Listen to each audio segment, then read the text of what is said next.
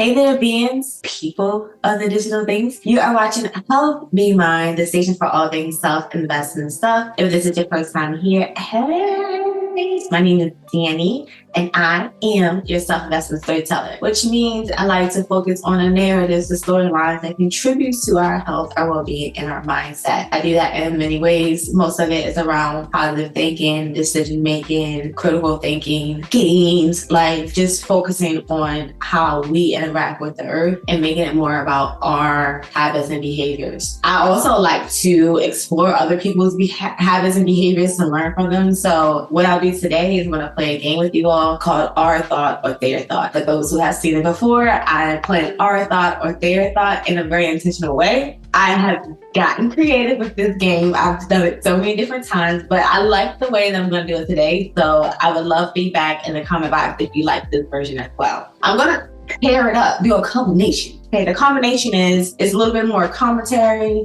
I'm going to add ChatGPT into the conversation because there's no one else here with me except for ChatGPT. I'm also going to add comments from the actual post and put them in the Our Thought category or the Their Thought category. So fun stuff. I'm going to go ahead and place that video on the screen. But before I do that, I want to share with you all where I am in this self-development journey for myself. If you watch any of the videos I've been putting out lately, I've been focused on ChatGPT and coupling that with not only my mission of financial well-being, but also that inner well-being and coupling that together. I believe that ChatGPT and AI can be a resource to help us live our mother-loving life. Why? I have many reasons. This is a hypothesis. There are so many different arguments around ChatGPT. Some of them I've heard on both sides, and I'm going to explore them with you all. I'm going to introduce ChatGPT in different ways, different angles, but also couple that with our inner well-being journey and how does that assist us as it relates. Relates? It's like a really good word as it relates to our inner well-being journey and our financial well-being journey. Oh yeah. I want to share with you all where I am on that journey. So right now I'm reading a book called Algorithms to Live By, The Computer Science of Human Decisions, and I'll place that on the screen. Algorithms to Live By, The Computer Science of Human Decisions. I really, really like this book. When I say I like it, I mean I love it. I love it. I love this book. I have coupled listening to this book with Audible as well while reading the book, because sometimes I'm reading a book and I'm cooking or I am in the car. I want to keep reading the book, but then I'll come home at night and I like to have the physical book so I can highlight. And that's one of the reasons why I like Audible. Use my link in the description and get 30 days free.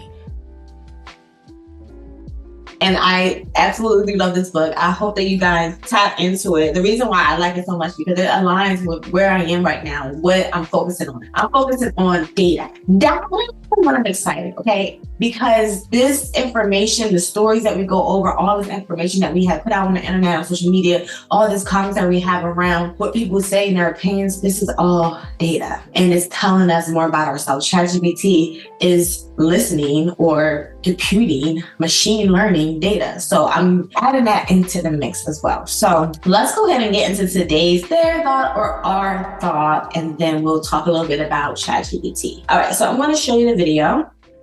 What if water is God? Then that would mean God is both in us and all around us. That God is both above and below us. Why a woman's water breaks when we're born, and why some religions observe the ritual of baptism. But if water was God, then that would mean that God has no gender, that God takes the shape of whatever container God appears in, which would explain why we have so many different belief systems. Which begs the question, what is the spiritual significance of poisoning the water in Flint, Michigan? Or the oil burning in the Gulf of Mexico? Or the large islands of garbage floating in the Pacific Ocean? If God was water, would that not mean that every natural place is holy?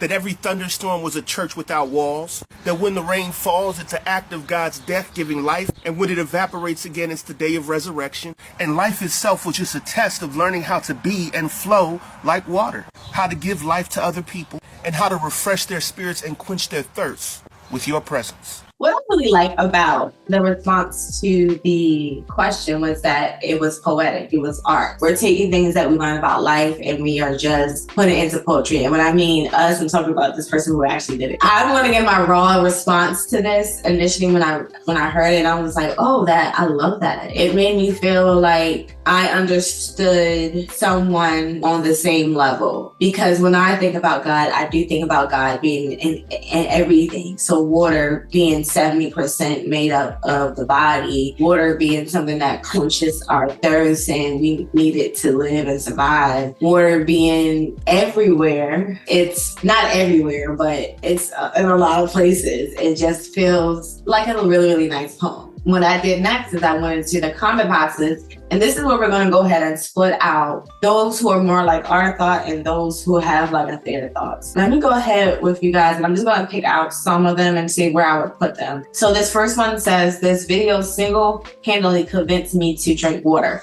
So I'm going to put in our thought because it feels like the person responding is interested in what they're saying and it's convinced to drink more water now. That's interesting. Okay. This person puts casually creates new religion and it kind of like puts it in like the funny little action thing. I think I would put that in our thought because they're saying like, hey, I agree with this. Now I put it in a religion, but there's some humor there. So it could be remixed and they're just responding to it. This one says, nice try. But in the beginning, water did not create light or humans. Try again. So I'm going to say that it's their thought because they did not agree with the author, apparently. I would go deeper in those comments, but for time's sake, not. Let's see. Okay, this one said, God is not water because man was created in God's image, and there's so many passages that prove that God is a being. So that again is a fair thought. Let me see if I can find a couple of more. Okay, this one says, God's everywhere. It exists in all of the corners of the universe, and in this vast universe, there are places with no water at all, not even liquids. I'm trying to do like the exclamation points, but like I don't want to scream right now.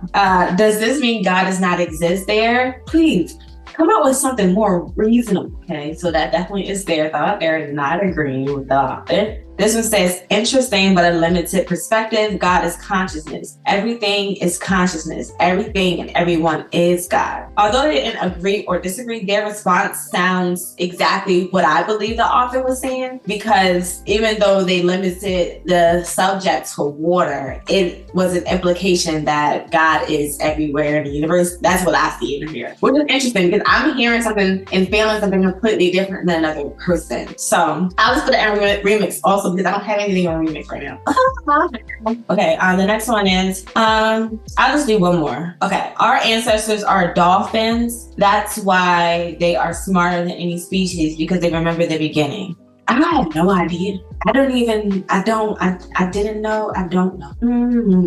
I'm gonna put it in a remix. You tell me, would you put that in their thought or would you put it in a remix? Again, if you are here for the first time, let me explain. Our thought, put on the screen, means that we agree with this thought. It's ours. It belongs to both of us. Like an agreement. Their thought, it belongs to them over there, all the days and them. This is not me. I have removed myself from the thought. It belongs to the author. And remix is like, I believe in some of it, but I would change it up a little bit so I could make it something that I would align with. Friends, I have no idea about the last one, but I'm going to see how ChatGPT will respond. And again, why am I bringing ChatGPT into this? Because ChatGPT is a machine learning tool and it's learning and gathering information from us. So the way that ChatGPT spits out information is always very interesting to me. And I think that we can use ChatGPT as a tool to enter the conversation with us. So ChatGPT is about to enter the chat, okay? And I'm going to send out the same question to ChatGPT. What if water is God? What if God is water? Let's see what ChatGPT is saying. The concept of God as water is a metaphorical statement that likely refers to the idea that water represents life and substance, and sustenance.